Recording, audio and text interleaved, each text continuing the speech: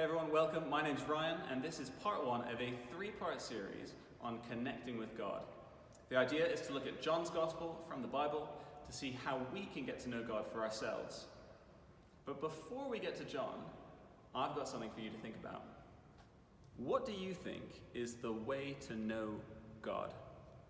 Let's say I gave you a week and set you this task.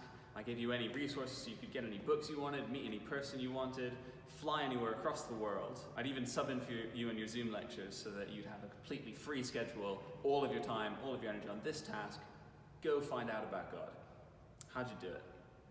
If you need a minute, you can pause the video, take some time, come up with a strategy. Maybe you could write a list of who you're going to visit, what books you're going to read, the places you're going to fly to. And I expect on that list, one of the items would be to visit a place like this. All through history, people have come to places like this to find God through quiet prayer, personal reflection, or just even a sense of encountering the divine. Maybe you'd like to ask someone.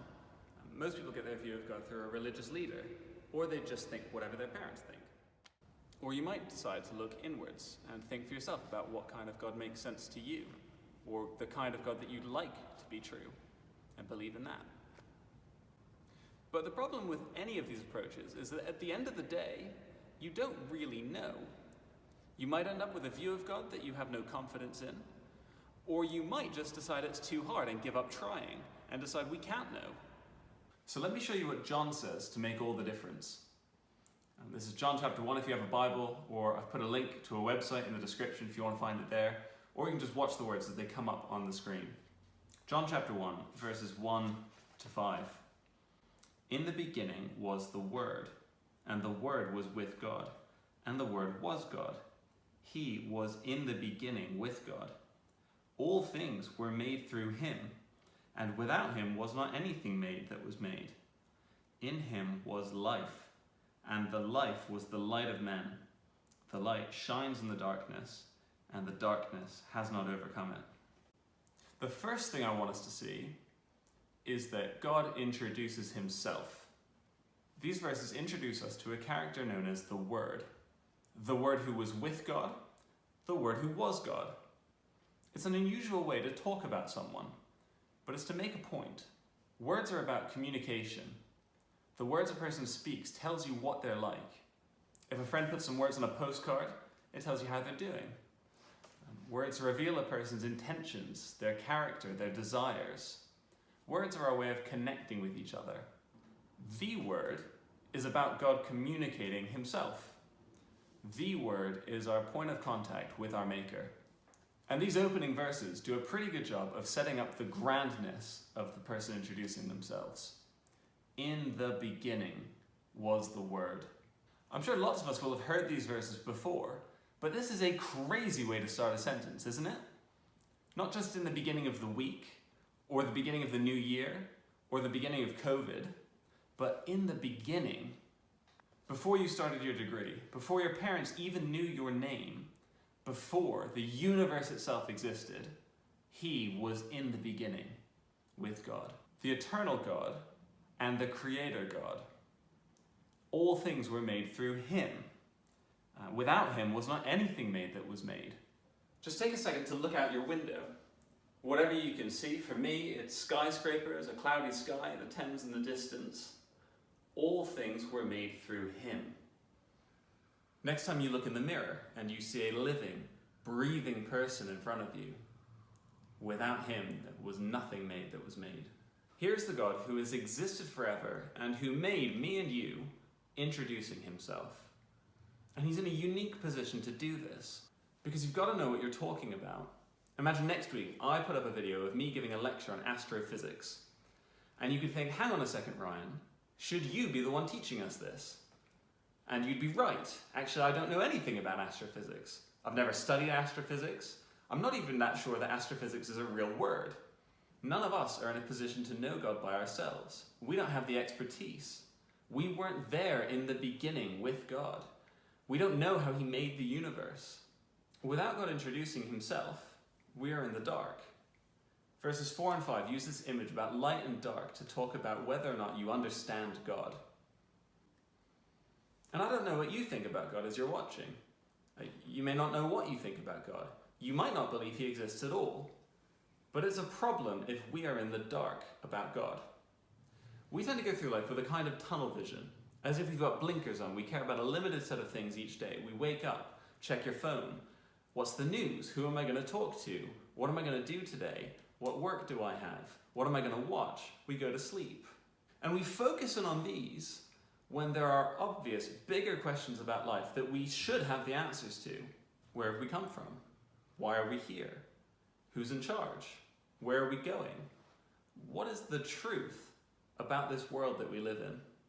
These are the kinds of questions that the God who made us can answer. We shouldn't be okay with living in the dark. We should want to know God. And so to people living in the dark, we need God to introduce himself. It isn't easy knowing things in the dark. I asked my wife to pick an object from the kitchen and to put it out on the counter, and I've got to figure out what it is without touching it. And clearly this is a pretty hard task. I mean, where do I even start? I do have some data. I know it's from the kitchen, so that narrows it down a bit. Is it a microwave? Is it a spatula? But I am just guessing. I mean, I might not be a million miles off. I am just guessing though. But the way to know is for someone to turn on the light and oh look, it's peanut butter. In verse 4, God is turning on the light. In him was life, and the life was the light of men. That's the difference. God acts to connect us to the life that is in himself, and he lights up our world. We see God for who he really is, and we can make sense of the world. There is a way to know God. He introduces himself. It's so different to those other ways we might think to know God, where we search for our own answers in a holy place or our own feelings. If it was about us reaching out to God, we'd just be fumbling around in the dark. We'd never get anywhere. This is about God taking the initiative and reaching out to us. The light shines in the darkness.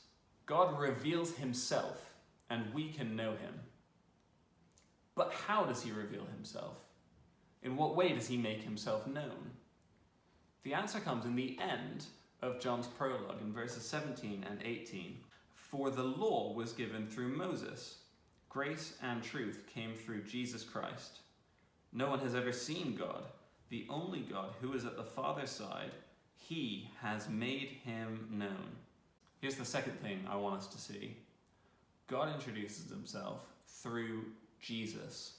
It's all well and good knowing that God introduces himself, but if we're going to look in the right place, we need to know how he introduces himself, especially when no one has ever seen God.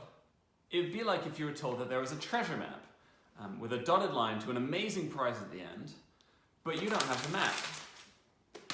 If we don't know how God introduces himself, we don't know where to look, but we do know how. Grace and truth came through Jesus Christ. Jesus is the only God. Jesus was with God in the beginning. Jesus has made God known. If you want to know the truth about God, you need to go to Jesus. He's got it. Jesus is the word spoken of in verses 1 to 5. Jesus is the light shining in the darkness. Jesus is God's way of communicating himself. Jesus is God's self-introduction. So the way to know God is to get to know Jesus. I don't know where you've got to in your thinking about God, and whether after 100 visits to church or after thousands of hours of clever people explaining their opinions on YouTube, you feel like you've got any satisfying answers. If you want answers, how well do you know Jesus? Jesus is the way to understand God. He has made God known. No one has ever seen God, but people have seen Jesus. More on that next week. But it moves the conversation into the territory where certainty is possible, because at least now you know where to look. Investigate Jesus, and either he does make God known, or he doesn't. So look into him. Ask your questions. Come with a critical mind, but come with an open mind, because God has introduced himself in Jesus Christ. There is a way to connect with our Creator, get to know Jesus, and you know God. To help you keep thinking about this, I've put some questions below in the description box. Otherwise, we'll be back next week with the next bit of John, thinking about how obvious God has made himself. See you then.